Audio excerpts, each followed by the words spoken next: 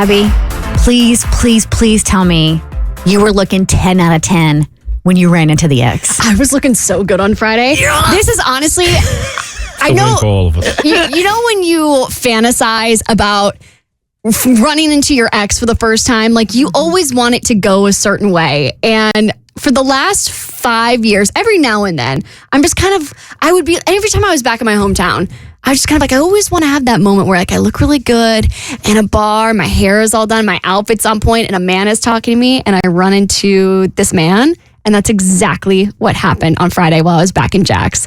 So I'm about to drop some lore on you. This is 5-year-old Abby lore. And in order for this story to hit with you the way that it hits with my soul, I need to tell you the full thing. So we need the history. This is the history. So this guy was like never my boyfriend, which I'll get into why he was never my boyfriend in just a second. But he was the first guy that I dated after college. I was at the top of my game. I was 6 months out of college. I was killing it at work. I lost a little bit of weight, so I'm feeling good about myself, and I'm going out on the town and experiencing my hometown in a new way, going out to the bars and hanging out with my friends.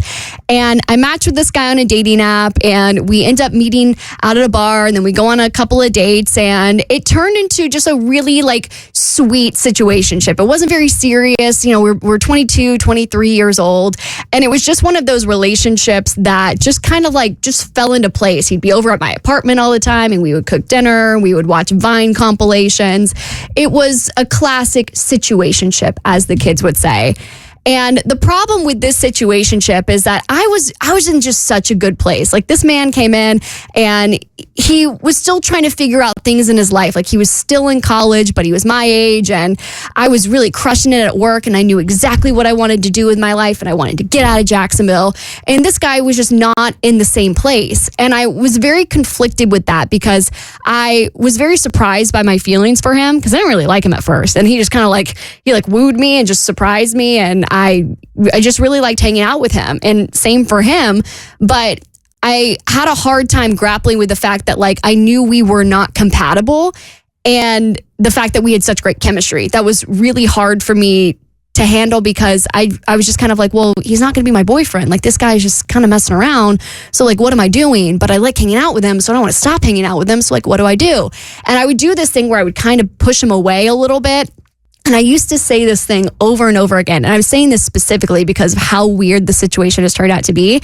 But I would look at him and I'd be like, you just need to go away for 5 years. Just go away for 5 years, figure yourself out, and then come back and we'll figure this out. But you just need to, just give me 5 years. I want to go do my thing. You need to figure out your life, and we'll handle this. So long story short, through a series of events, this guy ends up standing me up, and I never heard from him again. We were supposed to go out, he stands me up, and that was it. I was like, I'm just going to take this as my sign to let him go. And the sign doesn't get much bigger than that. The sign doesn't. I don't know if I'd call that a sign, Abby. I sent you a text. Here's the thing. I could have called him up, and I could have been like, "Hey, where are you?" But I'm just like, I'm going to take this opportunity to bow out gracefully. Let's just say you were reading the room accurately. I was quite literally reading the very empty room, Kristen. The room was silent. But I could have fought for it if I wanted to. And you could have. And to an extent, I think that's what he wanted me to do. And I was like, I'm not doing that, loser. No. So, but I was really hurt by it, because we had become such good friends that it felt like a friend ditching me rather than a romantic situation. I was like, I thought we were cool. I thought we were buds. Which actually I think burns more. It does, for sure. That's honestly why I was heartbroken after it, because I knew, I was like, he needs to figure his life out for this to be anything. And I kind of knew that wasn't going to happen. I think I had this idea in my mind that I was like, we'll come back together in years and it'll be great. But yeah, so it just sucked that I felt like I lost a friend. So he stands me up, and then the pandemic hits, and I just, never hear from this man again. But I always wanted to have that moment of us looking at each other across from a bar, couple drinks in, and just having a knowing glance of we were just kids. We both hurt each other in different ways. I see you. I recognize the thing that we had, and it was special, and we can now put that chapter to bed. Oh, look at that. I always wanted that to happen. Yeah. And so every year, I'd be kind of like, is it 5 years yet? I wonder if he figured his life out. And admittedly, I'll do this thing that girls do where they kind of like drunkenly stalk them like once a year. Like just once a year, you have a couple too many drinks and you start thinking about all your past relationships and you wonder like, what is that guy doing? What's he up to? And what's so funny is this guy blocked me last year and I haven't spoken to him. Last year. I haven't spoken to him since he stood me up. Like literally randomly, he blocked me. Because you had been checking. Yes. Throughout the years, as one does. As one does. Just to see, like, not often, but just a yearly check-in to see, like, what he's up to. I'm just curious. Like, he was, in my opinion, I thought we were friends. Yep. And he just disappeared out of nowhere. And then this past year, you do it, and you're blocked. I'm blocked. I haven't spoken to this man in 5 years. So I'm like, that's so freaking random, but whatever. So he blocked me, and I was kind of like, okay, maybe that's like, this is just done. I'll never hear from this man again. So I'm at this local dive bar in my hometown that I had posted about. I had posted a picture on my Instagram story with my friend. I'm like, look, we're out at this bar. I used to love this bar. Love it here. Blah, blah, blah, blah, blah, blah, blah. And we're hanging out. We're bopping around, having some drinks. And there's a couple different rooms in this bar. So there's a front room. There's a ping pong room next to it, and then you have to go through the ping pong room to get to the pool room. So we're out in the front part of the bar hanging out, and we go, let's take a lap. Let's see what we can do around here. Let's go get a drink at the bar in the pool room, which is in the back. So we walk our way through the other rooms to get to the pool room, and we stop at this Touch Tunes. If you know what a Touch Tunes is, it's like where you can start playing music in the bar. And we're looking at all the music we want to play. And we're trying to find your favorite Taylor Swift song. No, we were looking for Kendrick songs, actually, which is very ironic in this moment. I'll tell you why.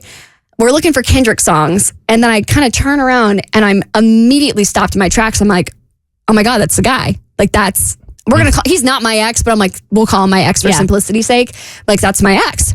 And I kind of freeze and I just look at my friend and I go, I haven't seen that guy in 5 years. And I'm like, first of all, I like straighten up. I stick the boobs out. I'm like, do I look good? Do I look good?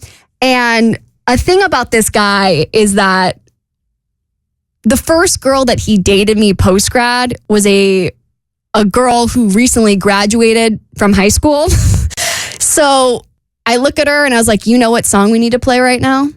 I was like, we got to play Not Like Us. No, you are petty. So I cue it up into Touch Tunes. And you can pay a little extra to make sure it plays next. And boy, we did. 'Cause we're girls with big girl money. And we go to the back of the car and I'm just kind of like trying to make eye contact with him. Like, I just want us, again, to have that moment where we look at each other across the rooms, acknowledge, I see you, you see me.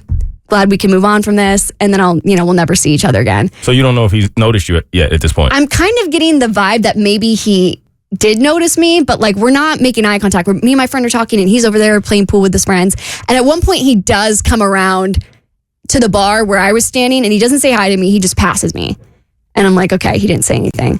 And then I'm like trying to make eye contact with him because I just want us to look at each other so I know what I'm getting into because he's with a bunch of friends. And there's just not a good moment for me to bust in because he's with friends and I'm with friends. And I know we both are just concerned as to like, what are we walking into? Because he did me wrong. I did him wrong.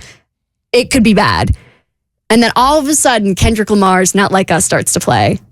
And there's this moment where I get to scream A minor and kind of look at him, knowing that, the first girl he dated after me was a 17, maybe 18-year-old. I don't know. You gotta look at him the same way Kendrick looked at the camera. That's exactly what I did. I had that smirk on my face and I was like, it's probably A minor. And then the night ended. We did not make eye contact once. I did not confront this man. No. Which I kind of regret, but I got in the car and I realized, I'm like, it's been 5 years. I was like, I would tell him all the time that we just need 5 years. And honestly, every year I would go, has it been 5 years yet? And I haven't thought about it. And to the date, like literally to the date, it was 5 years. Like we split in February of 2020 and it is February of 2025 now. And I'm like, that's the closure I needed. We didn't have to, I wish we could have had that moment where we looked at each other and just like moved on with life.